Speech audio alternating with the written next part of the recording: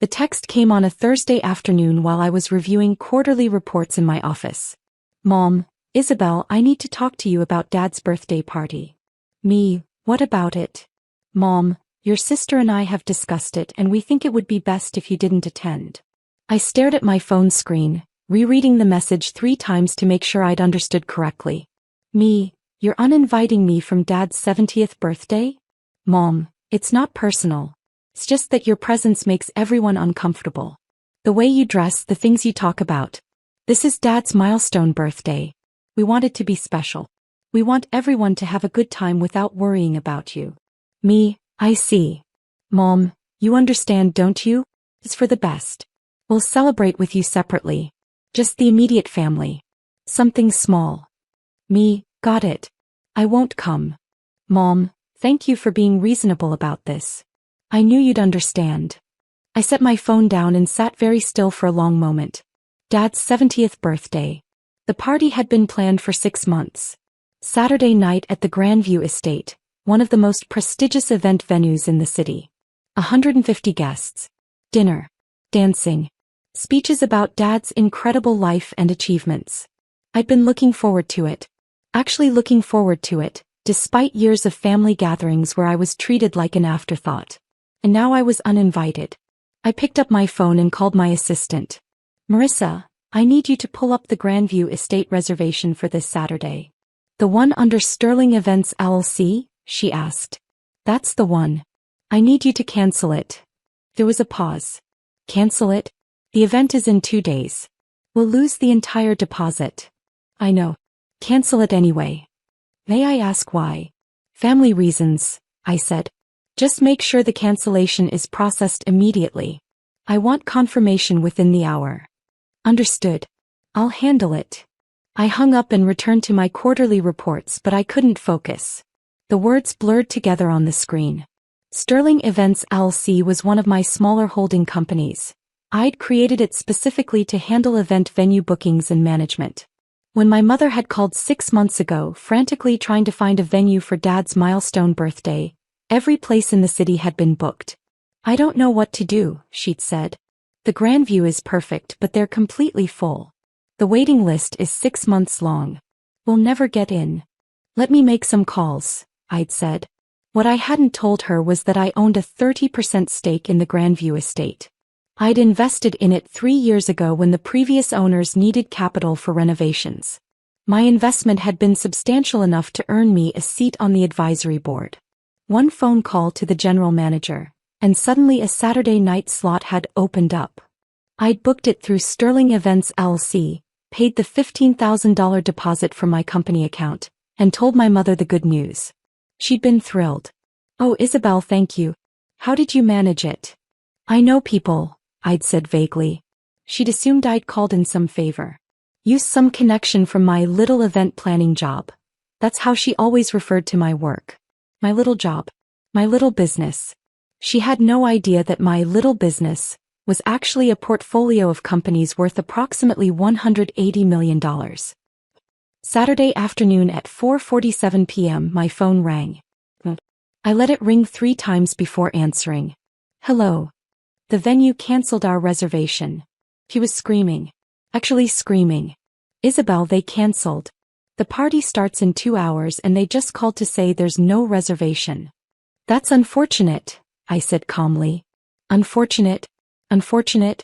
Your father's birthday party is ruined. 150 people are expecting dinner and dancing and her voice broke into sobs. Actually, the venue didn't cancel, I said. I did. Silence. What? Mom's voice had gone quiet. Dangerously quiet. I canceled the reservation this morning, I explained. The Grandview was booked under my company name, Sterling Events LLC. Since I made the reservation, I had the authority to cancel it. You canceled your father's birthday party? No, I corrected. You uninvited me from Dad's birthday party.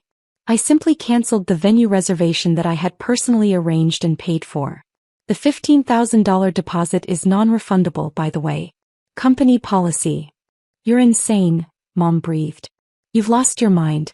Over what? Because you're upset about not being invited. I'm not upset, I said honestly. I'm just done. Done being treated like I'm less than. Done being dismissed. Done watching you celebrate everyone else while treating me like an embarrassment. We never. You literally uninvited me from my own father's 70th birthday, I interrupted. You said my presence makes people uncomfortable. You said you wanted everyone to have a good time without worrying about me. How is that not treating me like an embarrassment? But you can't just, the guests are arriving in 2 hours. What are we supposed to do? I don't know, I said. Maybe host it at your house? Or call restaurants and see if anyone can accommodate 150 people on 2 hours' notice. I'm sure you'll figure something out. Isabel, please. I'm begging you. This is your father's 70th birthday. He'll be devastated. Then maybe you shouldn't have uninvited his daughter, I said. Enjoy your evening, Mom. I hung up. My phone immediately started ringing again. I silenced it and walked to my kitchen, where I opened a bottle of Chateauneuf du Pape I'd been saving for a special occasion. My penthouse had floor-to-ceiling windows overlooking the city. I'd bought it 4 years ago, 3 bedrooms, 2.5 baths, a private terrace, all of it paid in cash from my first major business sale. My family thought I lived in a studio apartment in a sketchy neighborhood. That was technically true. I still kept that apartment as my mailing address. Useful for maintaining appearances. But this was where I actually lived. And it was beautiful. I poured myself a glass of wine and settled onto my couch, watching the sun set over the city skyline. My phone was lighting up with calls and texts. From my sister Caroline, "What the hell did you do?" From my brother Thomas, "Mom is hysterical. The party is cancelled. Are you happy now?" From Dad, "Isabel, please call me. We need to fix this." From Aunt Margaret, "I can't believe you would do this to your own father." I sipped my wine and ignored them all. Around 6:30 p.m., the time the party would have been starting, my doorbell rang. I checked the video intercom. Thomas was standing in my lobby. I pressed the speaker button. "What are you doing here?" "I'm coming up," he said. "We need to talk." "How did you get my address?" "I followed you home from your office last week," he admitted. "I was curious about where you really lived. Now let me up." I buzzed him in, more curious than anything about what he'd say. When I opened my penthouse door, Thomas stood in the hallway staring. "This is where you live?" he asked, looking past me into the apartment. "Yes. But you told us you lived in a studio on Riverside." "I keep that as a mailing address," I said. "I live here. Have for 4 years." Thomas walked in slowly, taking in the space. The modern furniture. The art on the walls. The terrace visible through the windows. The wine bottle on the coffee table. He glanced at the label and his eyebrows went up. "That's a $200 bottle of wine," he said. $240 actually, I corrected.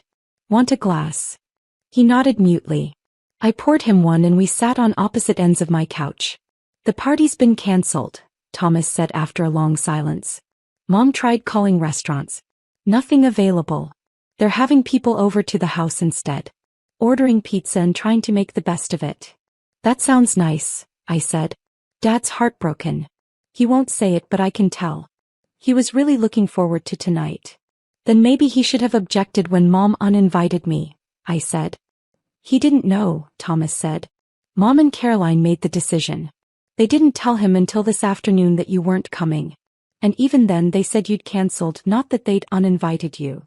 "Of course they did." Thomas took a long drink of wine. "Isabel, I need you to explain something to me. How did you book the Grandview in the first place? That venue is impossible to get into." "I own part of it," I said simply. "You own?" Thomas set down his wine glass. "What?" "I own 30% of the Grandview estate. I invested 3 years ago during their renovation. When Mom needed a venue, I used my position as an investor to secure a booking date." "And you didn't tell anyone?" "Why would I? Mom needed help. I helped. That's what family does." "But then you cancelled it." "After she uninvited me, yes. I'm not going to fund a party I'm not welcome at." Thomas was quiet for a long moment. "How much did that investment cost?" "The 30% stake." $4.7 million, I said. He choked on his wine. $4.7 million? Where did you get $4.7 million? "From my business," I said. The event planning business you all think is so small and insignificant. Sterling Events LLC is just one of my holdings. I own or have stakes in 17 different companies. Total portfolio value is approximately $180 million. The silence that followed was profound. $180 million, Thomas repeated slowly. Give or take. The market fluctuates. And you let us all think, we thought you were barely making ends meet. We thought you were struggling. I never said I was struggling, I corrected. You all assumed. You saw what you wanted to see. Poor Isabel with her event planning job, living in a studio apartment, never quite living up to the family standards. But why not tell us?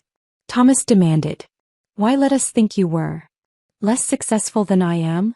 I finished. Because I wanted to see if you'd respect me without the money. Family meant more than status. If I mattered to you when you thought I had nothing.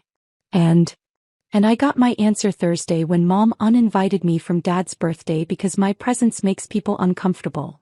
Thomas looked down at his wine glass. She shouldn't have done that. No, she shouldn't have. But she did.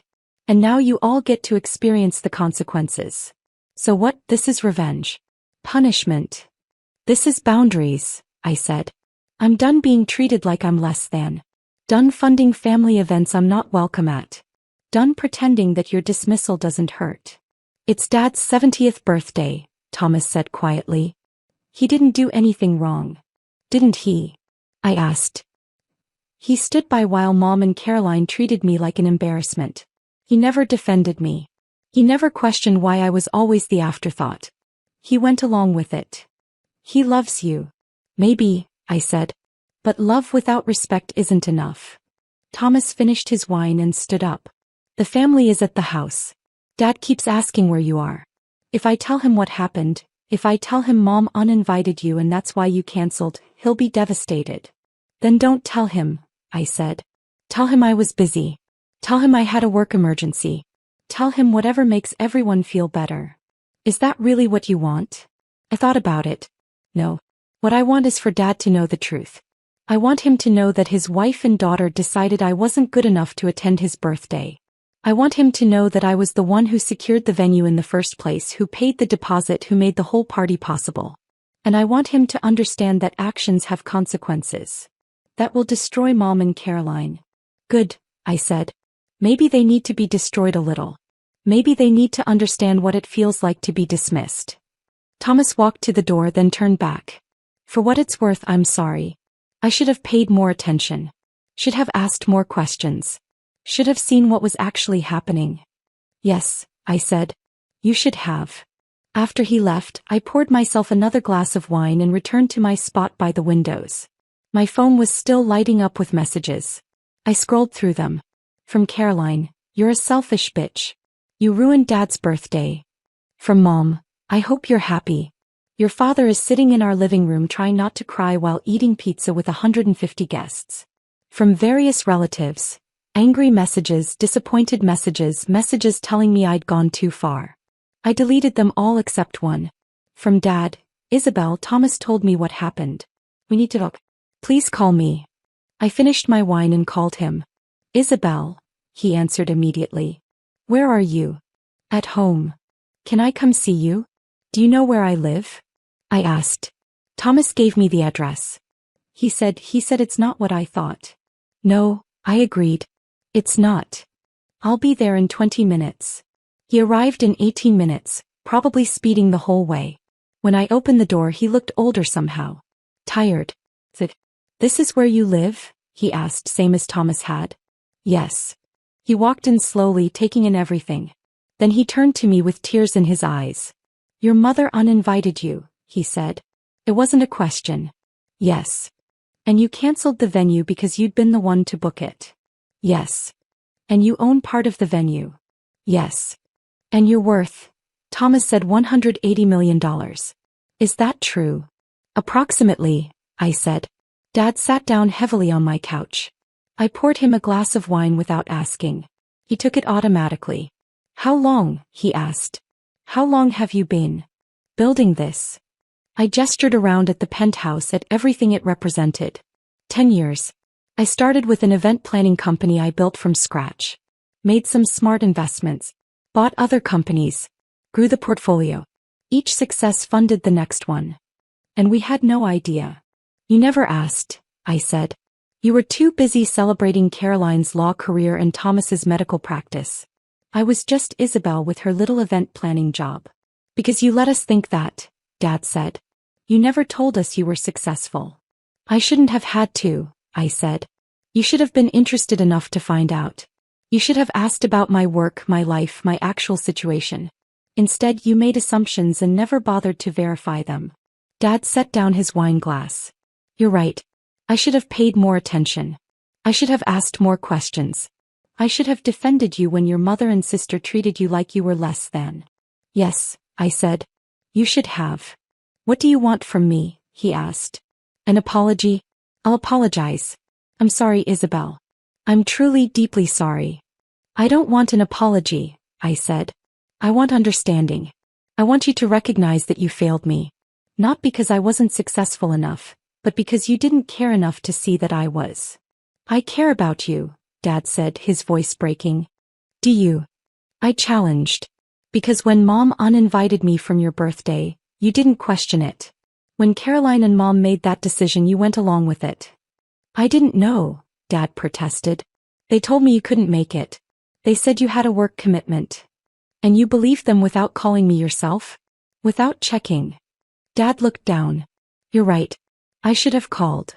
Yes, you should have. We sat in silence for a long moment. The party, Dad finally said. It's happening at our house now. 150 people eating pizza in our living room. It's chaos. It's not what I wanted. But they're there and they came to celebrate and I need to be there. Then go, I said. Come with me, he said suddenly. Come to the party. Show everyone they were wrong. Show your mother and Caroline that they can't just dismiss you. I thought about it. No. Why not? Because showing up now would be about proving something to them, I said. I'm done proving things to people who should have valued me all along. So what happens now? Dad asked. With us? With the family. That depends, I said. On whether you can actually change. Whether you can treat me with respect not because I'm wealthy, but because I'm your daughter and I deserve it. I can change, Dad said. I will change. We'll see, I said. Dad stood up slowly. I should get back. People are wondering where I am. Happy birthday, Dad, I said. He paused at the door. This penthouse. The wine. The success. You built all of this yourself. Yes. I'm proud of you, he said. I should have said that years ago. But I'm saying it now. I'm proud of you, Isabel. Thank you, I said. That means something. After he left, I stood at my windows and looked out at the city. Somewhere out there, 150 people were crowded into my parents' house, eating pizza and trying to make the best of a ruined party. And here I was, alone in my penthouse, drinking expensive wine and watching the city lights. I should have felt triumphant. Vindicated. I'd shown them all, hadn't I? Proven that I wasn't the failure they thought I was. Dad, I just felt tired. My phone buzzed with a text from Dad. Everyone's asking about you. I told them the truth, that your mother uninvited you and you canceled the venue you'd booked. Caroline and your mother are furious. Most of the guests are on your side. It's quite a scene. I smiled despite myself. Me, good. Maybe they'll learn something. Dad, your mother wants to talk to you. Says she needs to apologize properly. Me, I'm not ready for that. Dad, I understand. Take all the time you need. I love you, Isabel. Me, love you too, Dad. Over the next week, my family tried everything. Mom called 47 times. I didn't answer. Caroline sent a series of texts ranging from apologetic to angry to desperate. I didn't respond. Thomas came by my penthouse twice more, trying to broker peace. I listened politely but made no commitments. Various aunts, uncles, and cousins reached out. Some angry, some sympathetic, all wanting to know the full story. By the following Saturday, the family drama had reached epic proportions. I heard through Thomas that Mom and Caroline had gotten into a massive fight at a family dinner. Dad had apparently taken my side, which had led to Mom sleeping in the guest room for 3 nights. Caroline's husband had called to yell at me for tearing the family apart. I'd hung up on him mid-sentence. Finally, 8 days after Dad's birthday, Mom showed up at my office. My assistant tried to stop her. "Miss Brennan, you have a..." "It's fine, Marissa," I said, spotting Mom in the reception area. "I'll see her." Mom followed me into my office. The corner office with windows overlooking downtown, decorated with art I'd purchased from local galleries, furnished with pieces I'd selected myself. She looked around, taking it all in, same as Dad and Thomas had done with my penthouse. "This is where you work?" she asked. "Yes. This is the headquarters of Sterling Holdings, my parent company. I have 17 companies under this umbrella. This is where I manage them." Mom sat down in one of my guest chairs. She looked smaller somehow. Diminished. "I came to apologize," she said. "Okay. That's it? Just okay." "I'm listening," I said. "Go ahead and apologize." Mom took a deep breath. "I was wrong. About uninviting you. About treating you like you were less than. About making assumptions about your life instead of actually paying attention. I was wrong and I'm sorry." "Thank you," I said. "Is that all you're going to say? What else do you want me to say?" I asked. "You apologized. I accepted. That doesn't mean everything is fixed. That doesn't mean I'm ready to pretend it didn't happen. What do you want from me?" Mom asked, and there was genuine desperation in her voice. "I want you to understand why I did what I did," I said. "I want you to recognize that canceling Dad's party wasn't vindictive. It was necessary. You uninvited me from a family event I'd personally made possible. You told me my presence made people uncomfortable. You treated me like I was an embarrassment. And then you expected me to still fund the venue? Well, that's not how respect works. But it was your father's 70th birthday. And you made it about hierarchy," I interrupted. "About who was worthy of attending and who wasn't. You decided I wasn't worthy. So I decided the venue wasn't available." "We didn't know you owned part of it," Mom said weakly. "You didn't know because you never asked," I said. "You never asked what I did. Never asked about my business. Never showed interest in my actual life. You just assumed I was struggling and treated me accordingly." Mom looked down at her hands. "You're right. I should have paid more attention. Should have asked more questions. Should have seen you." "Yes," I said. "You should have." "Can you forgive me?" she asked. "Eventually," I said. "But not today. Not this week. Maybe not for a long time. You don't get to apologize and immediately have everything go back to normal." "What do I need to do?" Mom asked. "You need to change," I said. "Really change. Not just apologize and hope I forget. You need to treat me with respect. You need to value me for who I am, not for what you think I should be. You need to be interested in my life, my work, my actual situation, not the version you've imagined." "I can do that," Mom said. "We'll see," I said. She stood up to leave, then paused. "The venue deposit. The $15,000. Can you get that back?" "No," I said. "It's non-refundable. That's company policy." "Company policy," Mom repeated. "Your company." "Yes. So you could refund it if you wanted to." "Technically yes. But I'm not going to. Consider it a $15,000 lesson in respect." Mom flinched but didn't argue. She left without another word. A month later, Dad invited me to coffee. Just the two of us. We met at a quiet cafe downtown, away from family and drama and expectations. "How are you?" he asked. "I'm good," I said honestly. "Work is going well. Life is good." "I'm glad." He stirred his coffee slowly. "I've been thinking a lot about what you said. About how I failed you. And you were right. I was so focused on Caroline's legal career and Thomas's medical practice, these traditional markers of success, that I completely missed what you were building. I dismissed your work as event planning without understanding what that actually meant." "It's okay," I started, but he held up his hand. "It's not okay," he said firmly. "It's not okay that I didn't pay attention. It's not okay that I let your mother and sister treat you badly. It's not okay that I stood by while you were marginalized. Thank you for saying that." "I'm trying to do better," Dad said. "I've been asking questions. Learning about your companies. I looked up Sterling Holdings. Isabel, you've built something remarkable." "I know," I said with a small smile. "Your mother is trying too," Dad continued. She asks about you constantly. Wants to know if you'll come to family dinners. Wants to rebuild the relationship. I'm not ready yet, I said. I understand. But maybe we could start small? Just you and me? Or you and Thomas? Build back slowly. I thought about it. Hey, small steps. But Dad, I need you to understand something. I'm not going to go back to being the family afterthought. I'm not going to let myself be treated as less than. If that means keeping some distance, that's what I'll do. I understand, Dad said. And I respect that. Over coffee we talked about my business. Really talked. Dad asked genuine questions about my companies, my investment strategy, my plans for growth. He listened. He engaged. He treated my work with the same respect he'd always given to Caroline's legal career. It felt good. You know, Dad said as we were leaving, I told Caroline and your mother that if they want you back in their lives, they need to earn it. They need to show you they've changed. Not just apologize, but actually change. How did they take that?